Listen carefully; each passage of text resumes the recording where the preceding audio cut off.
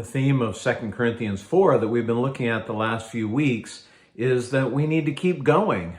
We should not give up in this ministry that God has given to us. Now, we've talked about several things to this point, one of which being making sure that we always make Christ front and center. It is His Word, it is His truth, it is the gospel and that message of hope that actually makes the difference in people's lives. But even so, even when we're determined to not give up, even when we put Christ at the forefront, even when we humble ourselves and realize that He is the one and His power is what changes people's lives, life can still be difficult and walking with the Lord can still be difficult.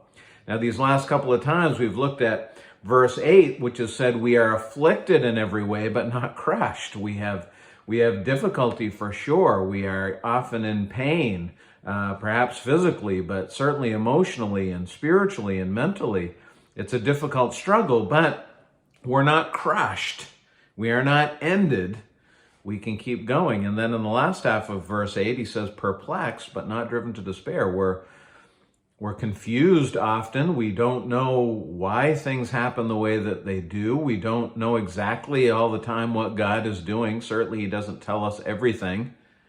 But we don't despair because we know that God is in control. Now, verse 9 continues this theme. There are 4 couplets here in verses 8 and 9, and here's the third one.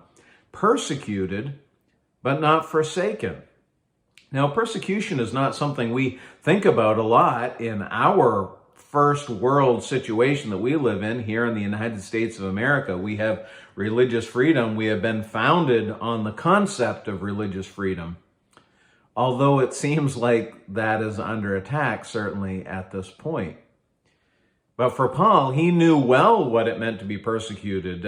He has said in his writings, I was beaten with rods, I was whipped, I was shipwrecked, I was left for dead. He was certainly persecuted. Now, that should not come as a surprise to us that it's possible that we would be persecuted for being faithful to the gospel and to living for Christ and seeking to spread the gospel to others. Just before He went to the cross, Christ said to His disciples, in this world, you will have tribulation, you will have difficulty, you will have persecution, but fear not, because I have overcome the world. And in 1 Peter chapter 4, I want to read you verse 12, where Peter says, beloved, do not be surprised at the fiery trial when it comes upon you to test you, as though something strange were happening to you. Don't be surprised, Peter said. He learned that lesson from Jesus well, didn't he? Don't be surprised. This is part of what it means to walk through life serving the Lord Jesus Christ. But notice what he says, persecuted, but not forsaken.